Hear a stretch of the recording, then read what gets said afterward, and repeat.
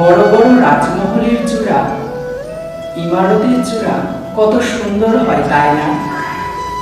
আপনি কি কখনো ভেবেছেন এই চূড়ায় পৌঁছতে গেলে আপনাকে একটা কঠিন পথ অবলম্বন করতেই হবে?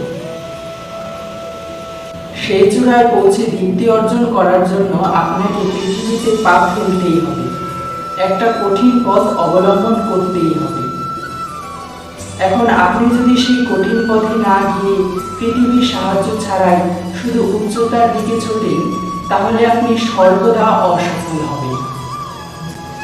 দেখুন, স্বপ্ন পূরণের এই যাত্রাতে আপনি নিজের পথ কখনো হারাবেন না, নিজের পথ থেকে কখনো সরবেন না। আর যদি এই কাজ আপনি করেন, তাহলে তো আপনার স্বপ্ন কখনোই পূরণ হবে না। তাই নিজের পথে সবসময় অগ্রসর হতে থাকুন। আর আমার সাথে ভালোবেসে বলুন, রাধা রাধা।